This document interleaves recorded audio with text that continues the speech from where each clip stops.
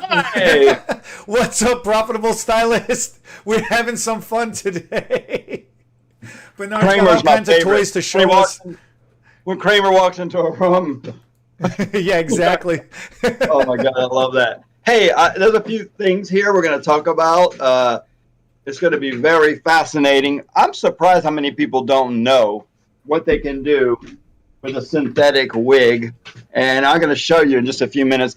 But what is our title today, so I can make sure I say all the right things? You know how to Oh, like a double how?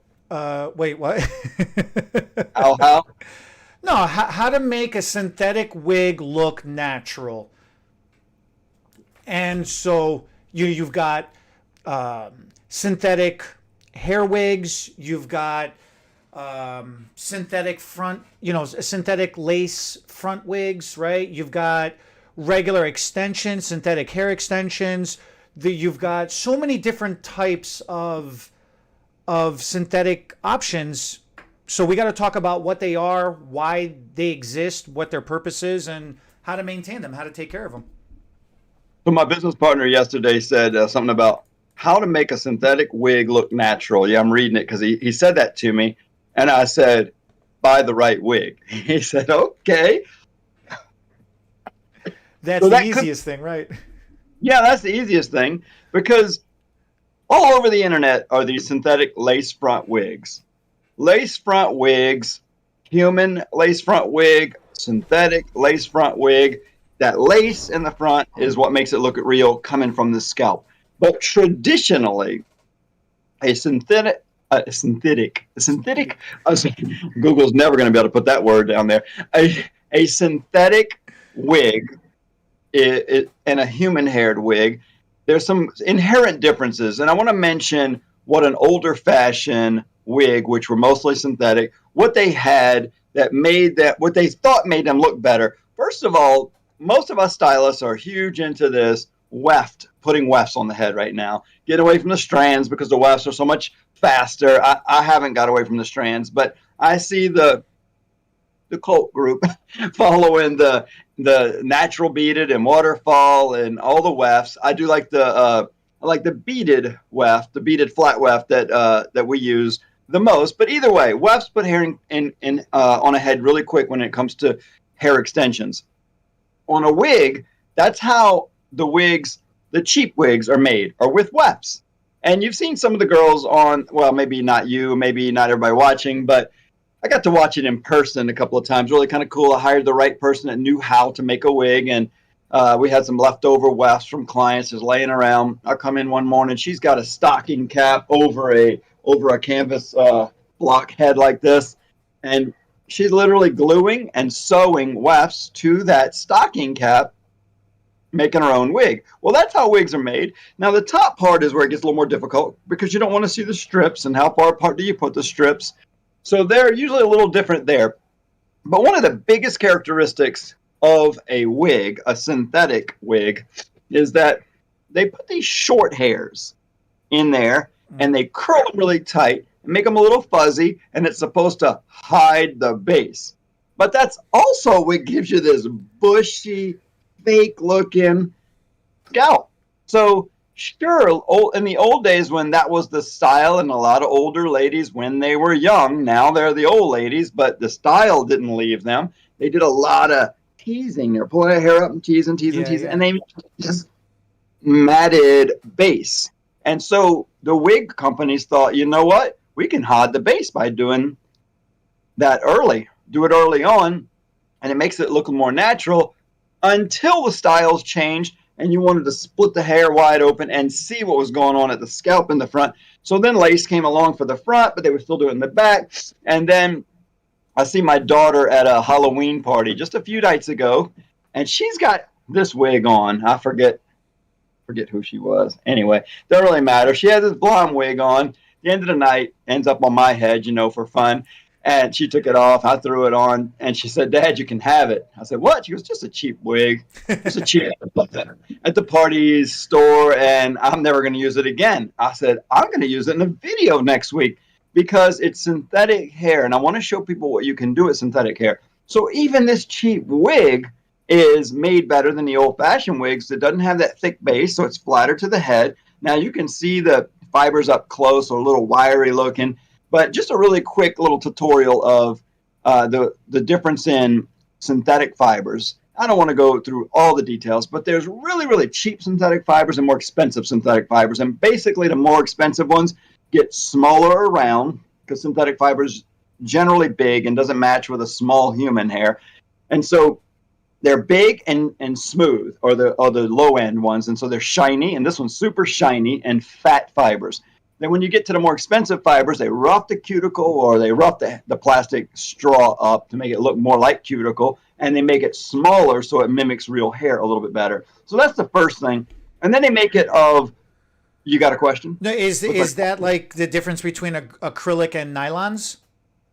So that's what I was going to go into next. Oh, okay. So when you go from the synthetic fiber closer to a nylon blend, you know, the way I learned this the hard way was I knew synthetic fiber could be manipulated with steam, which I have here, a clothing steamer. This is what we're going to use to change the curl of the hair on the synthetic fiber. So I had some paint brushes. I thought, oh, they're all frayed on the end. I can fix them. I do this with synthetic hair all the time. Couldn't do it. Nylon is a much higher heat synthetic fiber that doesn't change as easily. So the higher end synthetic fibers mix nylon in, and that's how they're able to get a more heat resistant fiber that won't fray as much. But when it does fray, it's hard to fix. So there's always that give and take depending on what you're using. So with this really cheap wig here, well, I feel like there should be a build-up before I show it, but let me get there. Well, I have one more question then. I don't know if this matters or not. Go ahead. You used to have at the salon, we'd have some of the ladies, they would constantly be itching, and they would say, I think I'm allergic to the wig. Is that a thing? It can be, because they have what they call return hairs. There's always these, it's not that they're allergic, it's almost anybody would itch, because there's these, the hair comes all the way up to the base. This is the part that's going to go on the head. So the hair comes to the base. It's got to be knotted. So it's got to be folded over. The length of the hair has to be knotted somewhere here. So there's always these short hairs. Okay. And the shorter those hairs, the cheaper they can make the wig. And so there are a bunch of short hairs that are kind of sticking in your head. And short hairs sticking in your head is going to itch almost anybody. Oh, and some hair people splinter. Anybody knows that's had a hair splinter. So I want to show you this first. I want to show you a few things I was playing with this morning. So the not natural, but the wig came with wavy kind of curl, just a bend under and bangs here. And this is kind of, it's hard to see it here. I've messed them up a little bit on purpose in a few areas. But then on this side, what I did was I steamed with that steamer. I just combed over it with the steamer and just flattened it out, just to show it how bone flat straight it can get. This is the same length as this. Sometimes the video doesn't show it. I'm trying to show it's got a little bit of puff, because it's got a tiny bit of wave under from the factory. And I've messed up a few little pieces by doing some of the rolling. But I had made this mistake one time when I was going to fix a lady's wig. I heard steam can help fix synthetic. The problem is steam puts synthetic hair exactly where it is when the steam hits it. And so I thought if I just steamed over the whole wig, it was going to smooth all the fibers out. Well, it did. It smoothed them out, flattened out all the puffy ones at the base, flattened out the ends, and it just looked like so straight, no body at all. And then I was freaking out, like, oh, crap. I don't think we're long enough in for me to curse. So I was like, oh, my God, what am I going to do? So then I started playing around with Velcro rollers. You can use anything.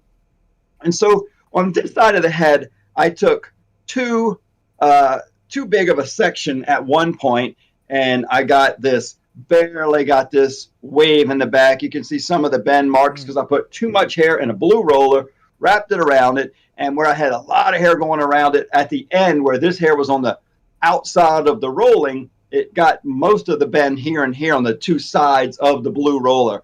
So it had been a while since I curled a synthetic wig, so I was kind of playing around and realized that if I put a smaller section, which I did with this yellow and red roller, I just pinned them on top there so you can kind of see the size of the roller. Right under this yellow roller, I did a small section And I don't know if you can tell if Yeah. it's wet, clumps together more if you run your fingers through it. So the neat thing about this is you can just saturate it with water, pull it straight. It's a synthetic fiber, so it's always going to just bounce right back into the hole it was in when it was around this roller. And let me just show you this one too. Right behind it, I did the red one, and I did too big of a section for this one. So you can see a little bit of the curling ends, not as curly here. If you've got the roller sitting a little funny or a clip in it, it's going to show the clip marks. So if you get an end of a hair bent backwards, it's going to show fish hooks. So the good and the bad thing about steam on synthetic is if you're half on, half off, completely on, completely off base, it's going to make a huge difference. It's almost like a test. You roller set somebody's hair and you get a few little mistakes here and there. Human hair is pretty good. Synthetic hair, no. It's true to rod size, exactly the size that you curl it on the rod, and then you take this steamer here and you let that steam get all around the rod. Like if I was doing this blue one, I would be trying to steam it from this side and this side and this side and just getting that steam all around it. And it doesn't matter if it's wet or dry. It just needs to get steam on there and then cool. You And don't have to worry about overheating it and it'll melt? No, as long as it's damp or wet. So you wet the hair first. Better synthetics, you don't even have to wet it. But just to be careful, the steam is already wet, so it kind of provides some wet. You have to be careful of dry heat. That's why we can't change it with a flat iron. Now, there are or curling iron. There are flat iron and curling iron techniques that you can do. They sound super scary. They sound like a fajita dish because you can literally have wet hair, turn your flat or curling iron down about 100 degrees, somewhere in the 250 to 300 range, and then curl it while it's wet, damp. But the first thing you start hearing is, oh, that sizzle, yeah. It's a little scary and it's loud, but it will start to change the shape because it's making steam, basically. But putting it in rollers and putting a steamer on it is a lot less stressful. You can get it all rolled up. Synthetic. Zigzag parts between sections are a good idea because it shows the chop marks really, really strongly. And what I did here was I did one section here and two underneath it to get this wave. And it was wet a few minutes ago. I keep running my fingers through it just to start trying to dry it out. And look, I got a little bit, I don't know if you can tell, I got a little bit of the bang in the roller, and it bumped it up a little fat here. So you got to be careful. I wanted to show all my mistakes. I hadn't done this in a while, so I was kind of playing around. Accidentally got some bang. I might attempt to take this roller out. One of the rollers I took out in the back room a little while ago didn't go so well. It got all tangled on there. So the neat thing about this is how am I holding that roller in place? Not something you can do on a real person. I got a T-pin. Okay. Just T-pin through the holes of the roller into the head. Now, on this particular one, I went on the inside. I reached inside the roller and just stuck that T-pin in there, and it held it still. You can put it here because so often if you put some sort of pin curl clip or a roller clip on there, you clip and you crimp a section on the hair. Even if you think you're hiding underneath, you're putting a little crimp right near the root, the base, the scalp. So we learned the hard way that Velcro will kind of stay in place, so that's helpful. But you can use magnetic rollers, flat, smooth rollers, hot rollers. Don't use them hot unless the hair's wet. You can put them in while they're hot, but the heat does nothing. It's the steam that's hotter than a hot roller that's going to change, sort of melt the plastic. And so here, let's see if we can, as I'm starting to undo it, it's wanting to pick up the flat hair underneath here, and that's what causes the tangling. So I try to put my finger in here and make sure that there's none there. Oh yeah, this is coming out smoother than I thought. And so this one's been drying on the roller for 10 or 15 minutes. And you can kind of see, it's a little damp. I can still kind of feel a little dampness. Doesn't matter how straight I pull this hair, it's still That's cool. a wave of this curler. And so I did it with 3 little sections here. And, you can leave it a little bit more curled like that, or you can start to run your fingers through it and start to break it up. And look, I did that top one a little bit more on or above base a little bit. So look, you can see I got a little kick up at the base. I wanted to add fullness to this whole head, all of this flat head. I could pull it straight up and roll it straight down so I get more lift at the base, or I can drag it down like I did these littler ones. These smaller ones I just drug down and just rolled it up till it stopped. And the less hair you put on there, the better the steam's going to penetrate through.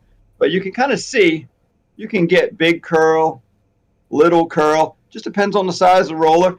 I mean, this is a perfect time of year. A lot of you guys have some cheap Halloween wigs that you might be throwing away or throwing in a closet. You can repurpose it for some other party next year, just for fun. I mean, Christmas. But you can change the curl or make a curly wig completely straight and do a whole new look. That's really wild. So then we used to go out. When we used to go out, the girls would wear wigs. And then they would wear them to the bar, they'd wear them to the club, and then they'd try to wear them again the next day at the salon. But it would be, back then we used to smoke, everybody used to smoke in the bar and in the club, right? So right. It would, the synthetic wig would absorb that stench so hard that it was just terrible to wear the next day. Technically, it's not. It's not the thing absorbing the smell. It's the material that's on the bottom making the wig. The synthetic is basically, styling a synthetic wig with the steam is going to make that curl stay in so good that they can just quickly throw that whole wig in a shampoo, water, Tupperware container, or just plug the sink, stick it in there, dip it. You don't want to scrub it all around, but just squirt some shampoo, water in the sink and dip it and just let the water get on there. Then rinse it, literally press it in a towel to dry it, kind of sling it a little bit to let that centrifugal force get some of the water out of it. It's best if somebody's standing right behind you and you act like you didn't know they were there. We do that. That's what we do. I do that in the salon all the time. Every single time I'm slinging a wig or a hair system, I'll look around and I didn't know you were behind me. And get most of the water out, set it on this would be best, some kind of canvas block. They make cheap plastic ones, styrofoam ones from a beauty supply, and just run a brush through it, run your fingers through it, give it a little shake, give it a little fluff. By morning, it'll be dry if it's in an air-controlled room, heater or air conditioning. That little bit of moisture is just kind of trapped between the fibers. It doesn't absorb water, so it doesn't stay wet very long. The base is sometimes made of maybe a cotton or a nylon material that may absorb some some moisture, but for the most part, there's nothing on a wig base or hair that's synthetic that will absorb water. It just kind of gets trapped. It was the base of them sweating or them whatever. That's what was the smell was coming from. Yeah, and a little smell might get trapped between the fibers, but it's so little that you literally could probably just rinse it out. But why not add a little shampoo? Some companies will try to say you need a special wig washing shampoo. You don't. It's plastic. It literally it's dry heat that damages a wig. It's friction. You lay it in a bed or on a car and you have your head up against that seat and you turn and your head's touching it. Those are the things that start to make that synthetic fiber get hot and it'll want to shrivel up a little when it gets a little too hot from friction or blow dryer or flat iron or a curling iron, any dry heat. And most of the time it starts to frizz and withdraw like the witch with the water. It's just the opposite. It'll start to shrink a little and usually it just shrinks a little and it can be re-smoothed or straightened. So if you have some frizzy fried wigs where you opened an oven and you got a little too close and the bangs went shriveled up, 90% of the time you can put steam on it and straighten them back out. Oh, you don't have to cut it out. Well, there's a point of no return that doesn't happen most of the time. There's a point of no return where after the shrivel is getting away from the heat, and usually your face is like, whoa, that was too hot, and it saves the hair. But there's a few weirdos out there, You know which ones you are. They can take a little more heat than you should be able to take, and or you catch on fire. Some people catch their wigs on fire. So I got a really good wig fire story to tell here in a minute. I'll leave the names out because, but anyway, most of the time you can re-straighten it out with steam. So don't throw that wig away. Grandma's wig, mom's wig, cancer patients that have wigs and they've opened that barbecue pit or that oven and they singed a little bit. You have to be careful. So then I have another question. Go ahead. Boar bristle brushes. The girls used to try to comb out the wig with the boar bristle and it would just explode the entire wig, right? So then I would go through and I would tell them, I don't know what the name of it is called, but the old teasing combs with the 3 prongs on them at the end. I think it's 4, but I love those things. Or 4, yes, 3, 4, right? Just use them for the video shoot. Yeah, those. I used to go through and pick through the wig with those, and that used to work out beautifully.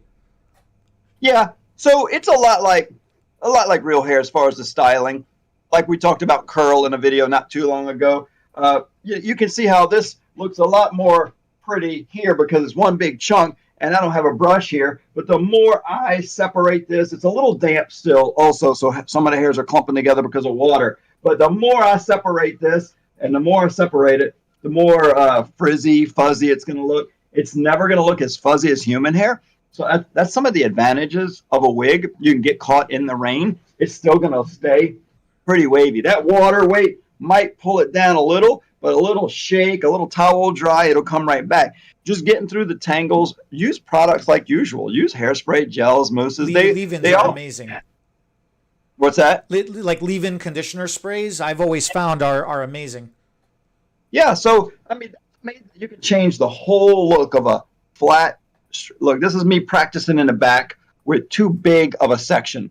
I use from the top to the bottom. I just grabbed everything, put it around that big blue roller, and it got a little tiny, you see a little tiny bit of bend. Mm-hmm. But for the most part, it was a pretty, just straight, bent under a little at the end at the factory. They just put big rollers under it. You can use a round brush and steam through a round brush as you're working. And usually it cools off quick enough and there's no processing time. As soon as it cools off, it's good. So my backroom assistant in the hair replacement office where I was doing this morning, she walked in on me and I was doing something totally unprofessional for this lady here because she's not real. Usually I would spray cold water real quick to cool it down, take the rods out, do a little blow drying. But for speed, I knew I needed to cool it quick and I didn't want to wet it. So I'm blowing on it. Oh. I would never do this on a client or a client's wig because she looked at me like, what? I said, do not repeat this on a client. I wouldn't blow on a client ever. But I knew that I could avoid having to do some blow drying and spray in water if I could just cool it off real quick and to take the rods out. Just walking by like, what is going on? And then for long-term storage, the girls used to have they'd have an old thigh-high nylon, and they would clip the toe part of it off, and they would slide the wig through the thigh part of it and get it down the ends through the toe part. Oh, in a nylon and like a the leggings. How you call it, the thigh-high nylon leggings? Yeah. Okay. Yeah. So, I mean, that's fine. That's a good way to kind of protect it, keep it still. That's a great idea. I never thought of it. I mean, there's wig boxes, just keeping the temperature comfortable, keeping the dust from settling on it. People put it in some sort of fancy wig box. It's just almost round, maybe hex or octagon shape. But you literally could use any brown box, something that's kind of half round to kind of keep the curve shape. You don't even really need to do that. You can literally just kind of fold it in half, put it in a shoe box or something, put a lid on it, put it on the closet, mark what it is, blonde wig for next year. You just want to try to keep it clean. And I mean, good point. I'm glad you brought this up. Dry. So if you store it away like right now while it's a little damp and you put it in a plastic shoe box, it's going to mold. It's going to grow mold inside there because it's damp and it didn't get to dry out. So it's preferable to have a cardboard box. It's better if you leave that box open. Make sure it's completely dry before you store it away. So yeah, they used to put them in the nylons because it could breathe a little bit. That was their thought behind it. and that would keep the dust off of it. And So it that's keep a the good dust idea. off. Yeah, yeah. Yeah, that's a good idea. So What's your fire story then? I want to hear this. I'm at this hair show, and this girl says, okay, she said, so I have artificial hair. I said, I didn't even notice. What? That's a good job. She said, yeah. She said, and it's apparently flammable. And I said, yeah, most hair is flammable, human and synthetic. She said, yeah. So, I'm dating now. I said, I didn't know. We've been good friends for a long time, in and out of some relationships. And she said, but I'm not with him anymore. I think it kind of turned him off when, we were on this date, and I was doing these candles for ambiance, and she went a little too graphic with the details, and she said, I was in this position, and apparently my hair got over by the candle, and the guy says, you're on fire, and she goes, I know I am. And so, he says, no, you were really on fire. And she said, I know, honey. He said, and she said, and then he starts slapping me, but not in the good way. He starts slapping me in the head, and I thought, this guy's into some weird, kinky stuff, and he's trying to put the fire out on her head. That's hilarious. And she said that was the last date. She goes, I don't know what I thought. She sees this video and comments, I'll never share that name. I'm sure she's not the only one who's gone through something like this. I'm sure a lot of heads have caught on fire with candles near the bed, but I had never heard the actual person tell the story. And oh my, that was one of the funniest stories. It's girl, you are on fire. Wigs and fire do not go together. I've been in plenty of scenarios where you just in the moment you're not paying attention, you look over and oh wow, okay. Girl on fire. Right. And a lot of people are smoking in clubs and bars, and so all that hair, when you go in for a light, that hair kind of falls over into the flame. But I mean, a lot of girls are smart. They got it figured out, and they've probably been burned before. It depends. Depends how many drinks in you are, I guess. Determines whether you care or not, right? Girl, right. You are on fire. And then then when it inevitably happens where the wig is going to get trashed up a bit, yeah? Razor. So I've seen girls try to razor their wigs, and I see it just fray out and turn into a hot, crinkly mess. I've seen people try to use texturizing shears. It's been a little better, but it shows off. I love cutting with texturizing shears, right? But on a wig, you got to be so careful because it shows every indentation from the shear. So that's a good point. And that's what made me a better hair cutter on human hair was cutting so many wigs and styling because everything is magnified on a wig. People think, oh, cheap wig doesn't matter. You know what? Even expensive wigs, cheap and expensive synthetic wigs, they do show a lot more. Each fiber is a little bigger than a human hair, and that's one of the reasons it's a little more like telling of what happened. So yeah, cutting's a good thing to get into. The fact that each fiber is a little bigger, and already the fibers are stronger. So that poster just fell off the wall behind me. But since the fibers are stronger, you feel the crunch, the cracking, the cutting is like each hair kind of feel it. So it's going to dull your scissors a little bit more. Some people say don't use your good shears. I do. I just get them sharpened more often. But you're going to feel it. And so here's where I think a razor is a good idea if you know what you're doing and you know how to use it. Because the thing that you have to think about with real hair is that every hair on your head is growing at a different rate all the time. So you know how some people say, oh, it looks like a fresh cut today. In a few days, I'll be good. It's because all the hairs are growing at different rates. And all of a sudden, they look like your fingers, a bunch of different lengths. And it looks a little more natural on the edges, or at least what we call natural. With a wig, you cut it blunt, it's staying blunt. Mm-hmm. You soften the edges, it's staying soft. There's no 100,000 different lengths on there either. Most of them are all one length.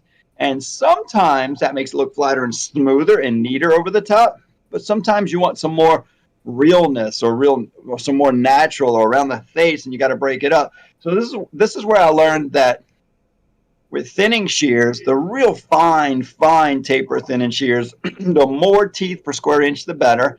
And here's the problem. Hair's hanging like this.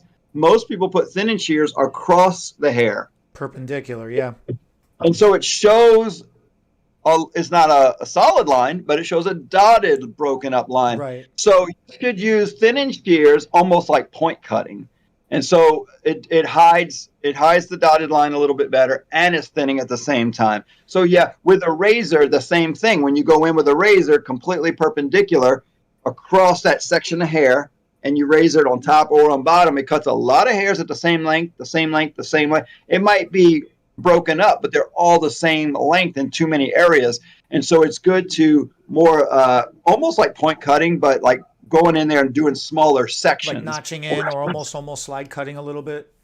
Yeah, a little slide cutting. When you're holding a big fat section, you're putting the razor inside there, and sneaking in between the sections to do it'll just break it up. Because when you go in between, you're never going to hit the same exact spot again. You're going to be a little off, and so it breaks up. So you just have to think that whatever tool you use, this way against the hair is almost never right unless you're cutting length. And even then, I would rather point cut it and try to get a flat straight line with a point cut and leaving it broken up, and then maybe still coming back with texturizing shears on the ends at least a 45-degree angle. When you start getting closer to perpendicular, as you mentioned, that big word, it starts to look more noticeable. And the more straight up and down you get, the less hair coming out at a time, the more blending, but it takes a lot more time. So I usually like about a 45-degree angle, but if you're scared, going straight in is going to be the safest thing. It's going to take a lot longer to get there, and you can slowly get to where you need to be. It's safer, yeah. It's a safer way to go.